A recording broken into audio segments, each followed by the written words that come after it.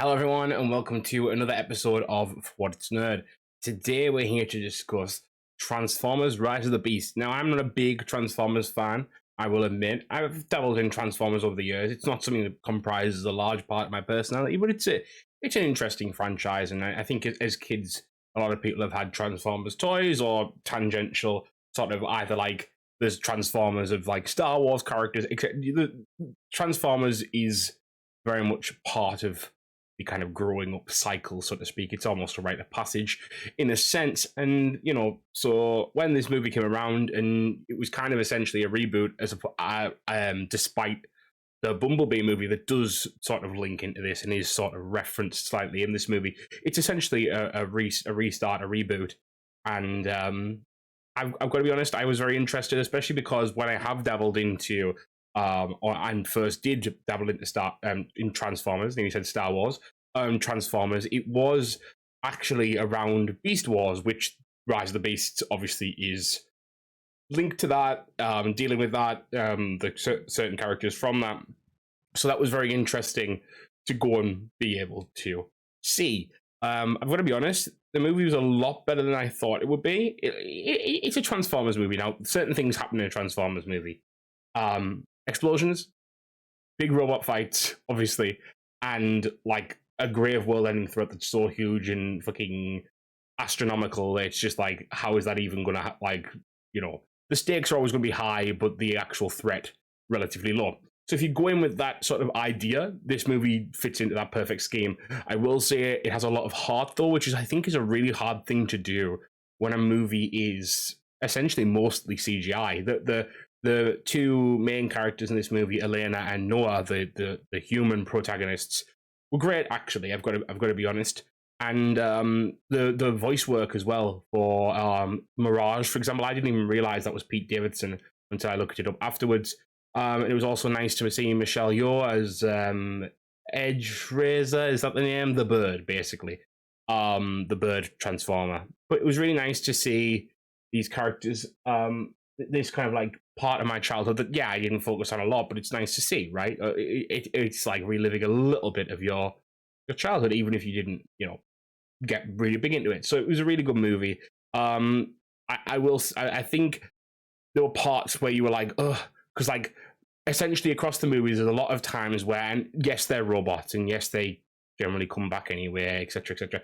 There was a lot of death fake outs in this movie, and I won't say much more than that. There was one that stuck, and I think that was the right one to have stick because it was sort of important to the plot and was built up to in a way that actually felt earned for the story. But there's a few moments where it was like, oh, we're doing this again. We're gonna fake out, and they're not gonna pass, so to speak. But the movie was really great. It had some plot twisty moments. It had some little interesting, intriguing bits. Visually, it was quite a stunning movie. Actually, I think they did really well. There was some scenes where you were like, oh, especially the transformations, right? I mean, we're watching Transformers, seeing the like Optimus go from a truck to, Optimus. He's one of the most interesting parts of the thing, right? I mean, that's the toy. That's the thing everyone remembers. Everyone remembers turning, the toys, Bumblebee, for example, from a car into Bumblebee.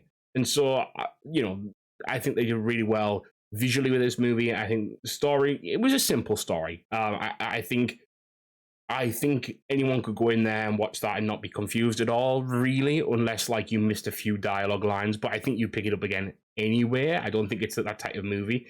It's a big action popcorn movie you can sit and chill out and watch, and that's what it's meant to be. It's not meant to be answering any big questions or being particularly philosophical or being like even comparing it from watching Across the Spider-Verse last week.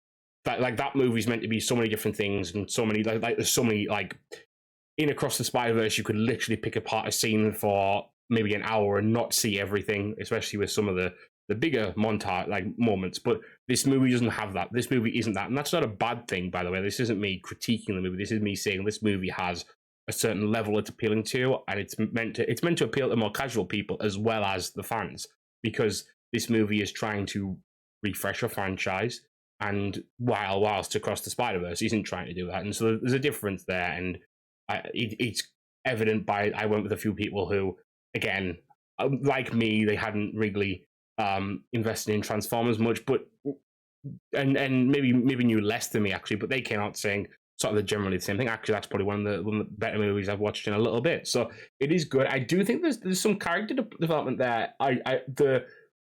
Optimus Prime that I'm aware of from media before is slightly less jaded, but this Optimus comes in very jaded and learns to kind of be at peace with humans. I mean, that's kind of like Optimus's big trait. Like, we must protect Earth. Earth is like as important to us as Cybertron, right? But that's like something that is explored in this movie. I think it worked really well.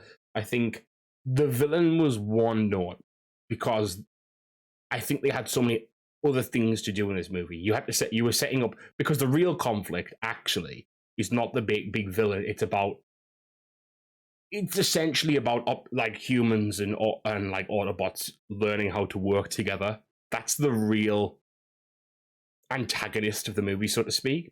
But like the Scourge and Unicron were one-dimensional villains, but that served the piece, right? That serves the movie. Sometimes you want a one-dimensional villain. I mean, that's what Palpatine was, for example, back in the day. The Emperor was nothing more than a few lines and hand gestures in Return of the Jedi, but it worked because Vader was the conflicted villain. Vader was the one who had more to give us. Like, Palpatine could be that one-dimensional character in that specific movie. So, there's sometimes where you can have one-dimensional characters and they kind of almost allow, because whilst I'm saying it's not a philosophical movie, this movie does have some sort of, there's levels of discussion about what's happening, and like being able to notice when someone is the same as you, and just because they don't look the same, there's all that in there. There's definitely a lot of that in there, and it was honestly, it was a really, really good movie. One thing I do find funny, and this is something that's come out, and this is slightly spoilery, so if you want to watch the movie and you don't want this discussed, obviously feel free to come back later. But the end of the movie sets up sort of the next thing, which is basically the main character of this movie, Noah, has been recruited or will be recruited to. I'm not too familiar about how this works because I've never really got into this franchise, but the G.I. Joes or G.I. Joe or however it goes, I don't know what it actually is. And sorry to those who like G.I. Joe, I've butchered your franchise. But yeah, so he's been recruited to work for their organization, which seems to be essentially leading to a crossover and sort of a building out of a Hasbro 80s action figure universe, it seems. But I mean, it's not something that hasn't happened before. I have read up a little bit on this, and it's not something that hasn't happened before in other media, etc., or like in the comics, etc. I think I'm talking about stuff that I only tangentially know now, which is very rare for me. I really try to stick to my lane for the most part. But yeah, so I want to kind of come in and discuss it a little bit fairly. I think it's weird for me personally because it's weird when franchises cross over, right? So like, for example, a lot of people say, well, what are you talking about? You love Marvel and when they cross over and do big movies. I do, okay? I love when Star Wars shows cross over, but sometimes it's weird when crossovers, like, for example, this is slightly off topic, but Final Fantasy 14, for example, did a crossover with Nier Automata, which is, so there are two games in case anyone doesn't know. And these two games, yes, they're by the same developer. Yes, they have sort of similar themes in certain areas, but they crossed over, and it was very weird because they didn't really sit neatly together until it was essentially pushed to meet each other. And I sort of felt like watching that movie, like, these two don't fit together for me on the screen, if that makes sense. Yes, it can happen in comic books, and comic books are wild and weird anyway. For example, there has been Power Rangers and DC crossover. There's been, like, for example, in the Injustice game, there were the Teenage Mutant Ninja Turtles show up in that game, etc. So there's times where it's right. I just think sometimes movies can be a little bit more, it's harder to sell, right? Because, like, you're saying, oh, this franchise is over here, this franchise is over here, we're actually going to merge those into the one franchise. That's bold. I mean, don't get me wrong, I'm not saying that it won't work. It can work. Of course it can. Anything can work. And some people will be like, yeah, I can't wait for that. That sounds so cool, because they love Transformers and they love G.I. Joe, which is good for them. I don't know if I personally, like, I think I would watch a Transformers movie. I don't know if I would be like, if they said, oh, that's a Transformers and G.I. Joe movie, I'd be like, am I interested in that? I don't really know what G.I. Joe is, apart from, it seems to be this off-the-books government organization, super military type thing, which is cool. Yeah, sure. I mean, don't get me wrong. In other franchises, that's something that interests me. But in this, I don't know. For me, it doesn't. It doesn't excite me.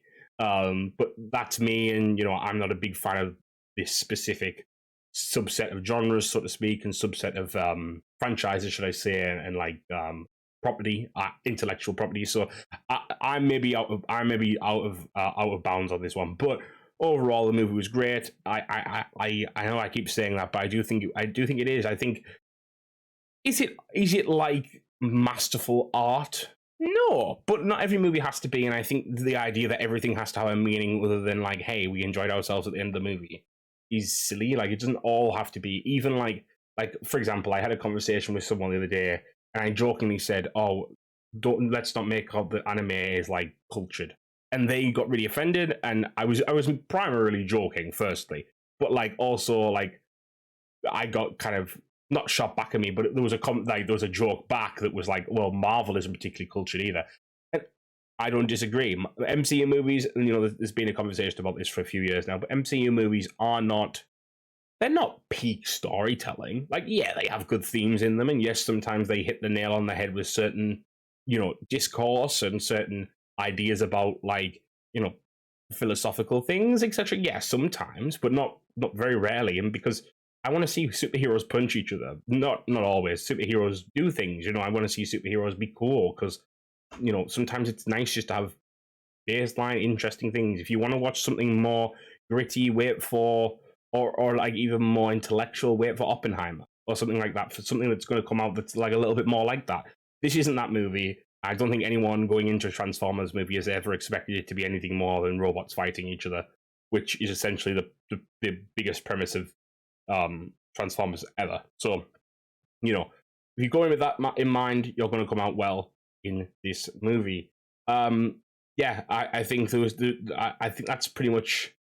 Is that it? I think that's sort of it. I don't know. I don't want to go over long on this video because I don't think I don't have a lot to say that would be correct, if that makes sense. Because I'm not a huge like I keep saying, I'm not a big fan, so I can't say anything speculative. Obviously there does seem to be like the idea of a sequel, idea of a few sequels, in fact. And like I say, there is a connection to Bumblebee, the movie that came out in 2019, which, to be honest, I'm sort of tempted to go back. Was it 2019? I think so. I'm tempted to go back on. I've never watched it, so I would be sort of tempted to watch that, especially because Haley Steinfeld's big right now with Across the Spider-Verse, etc. Well, she's a big star anyway, but you know what I'm saying. She's kind of trending right now, let's say. So that might be something I would watch. Maybe, but like other than that, I think this movie, I hope it's a success. I hope they go on to make more movies, but I don't know if it's not in the words of Palpatine, or sort of a perversion of the words of Palpatine. I've spoken about Palpatine twice in this podcast now, but in the words of Palpatine, I don't think I'll be watching their career with great interest, passing interest perhaps. But that's because it's not something that really sits in my ballpark. But I did want to go and watch it because it was something that was sort of slightly nostalgic to me. Either way, I think I will leave it there for now. This is a lot smaller of an episode, primarily because of what I've just said. But we will be back next week. I think, should all things work out, all things be good, we'll be back next week to discuss The Flash, which I'm very excited about. I've heard good things about this movie. Obviously, there's some controversy around it, especially considering the Ezra Miller stuff. But we will be discussing it. We'll be watching, especially because it will now, or at the end of the movie, the slate is set clean for the reboot under James Gunn, which obviously everyone's with bated breath waiting for. So, with that said, thank you guys for listening / watching. And I'll see you guys next week. Bye, guys.